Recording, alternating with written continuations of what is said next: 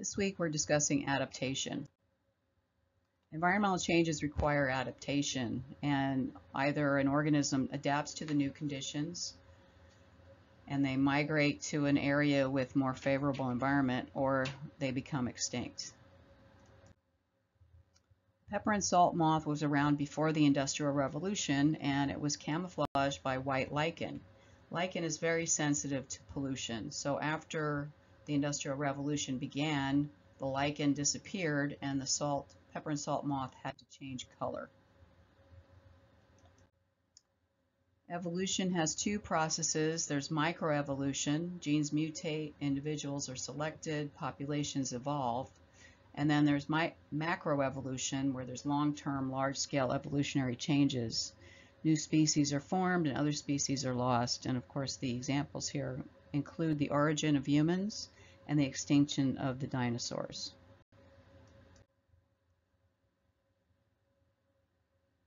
So natural selection is limited by its gene pool and how fast it can reproduce. Humans have relatively slow generation time and output versus some other species. Natural selection is about, and evolution through natural selection is about the most descendants. Organisms do not develop certain traits because they need them, and there's no such thing as genetic perfection. So because of climate change, there are plants and animals had to shift where they can live. You can see all the ice sheets 18,000 years ago, and most of those are gone now. So about 40% of wild plants and animals that have been studied over decades are relocating to stay within their tolerable climate ranges. Some can't move fast enough, and it depends on conditions that are becoming more rare, like sea ice. Here we have on the left, that is the maple beech birch forests of the Northeast of recent past, and it's projected by 2070 that those are all going to be displaced by an oak hickory forest type. The USDA zones map is based on average annual extreme minimum winter temperature. I've posted the link in the module so you can see the newest hardiness zone map. This map here indicates the changes in zones from the 2012 map. If you were to zoom into Seattle, you would see our minimum temperature has gone up 5 degrees Fahrenheit. So that can make a difference on how you are working with plants.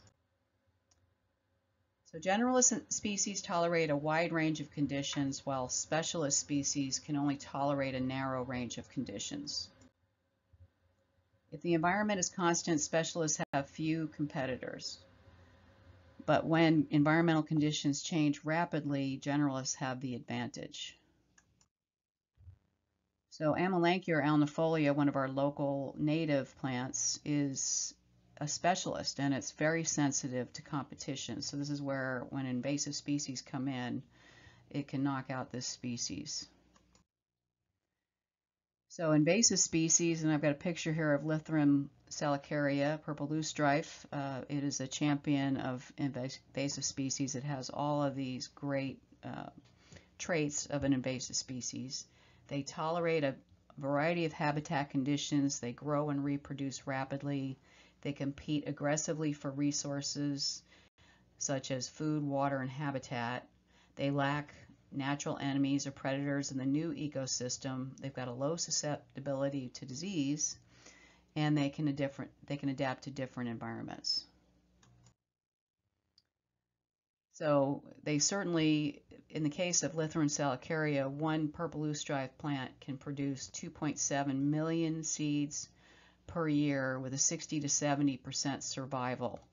And in Washington State, it's on the Washington State Noxious Weed Board's quarantine list. You would be fined heavily if you tried to bring this in.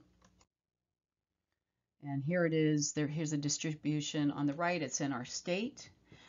On the left, it's in the United States. It's actually the worst invasive plant of the northern states. Acer rubrum is a super generalist. It's one of the most successful and abundant species in the eastern deciduous forests. It grows on the widest variety of sites and the greatest range of conditions of any North American species: sunny or shady, high or low nutrients, dry or moist. So some of the limitations of adaptation include a population's gene pool and its rate of reproduction limit the population's ability to adapt to new environmental conditions. The only genetic traits that can adapt are those already in the gene pool, and a population's reproductive capacity limits those genes that can adapt. Genetically diverse species that reproduce quickly can adapt quickly. Populations that reproduce slowly take a long time to adapt through natural selection. So ecotype and ecotypic variation. Ecotype is a population or subspecies that is adapted to local environmental conditions. Ecotypic variation, this is a genetic variation found in large continuous geographic populations. So ecotypic traits can include morphology, so that's stature, leaf, floral traits, etc.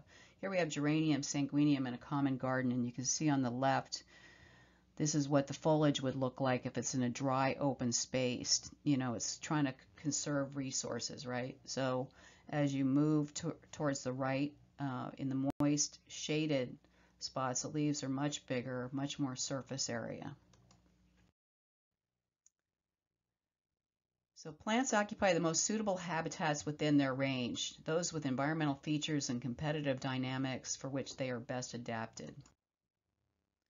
Limits to plant growth include temperature, availability of water, sunlight, and if one or more of these are low, growth is limited or halted.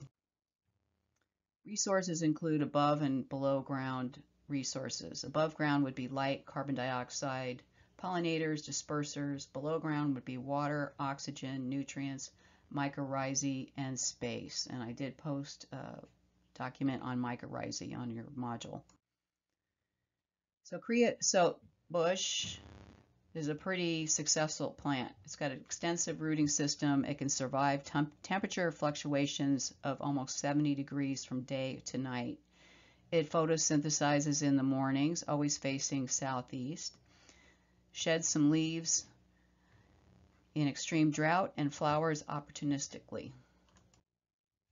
Jojoba can alter leaf size and color depending on the season of growth. The leaf angle responds to diurnal changes in sun angle. In the tundra, small plants grow close to the ground for warmth. Dark colored flowers absorb heat from the sun, and fuzzy stems provide protection from wind. So some of the plant defenses you would see would be mechanical, chemical, biotic. There can have more than one type and often at different stages of life. So mechanical defenses can be hairs on leaf surface, spines, modified leaves, which are modified leaves, thorns, they're modified shoots, and toughness. So hairs on foliage can actually prevent herbivory as well as moisture loss. You know, obviously thistles are very successful at defending themselves. And thorns can prevent chewing and climbing.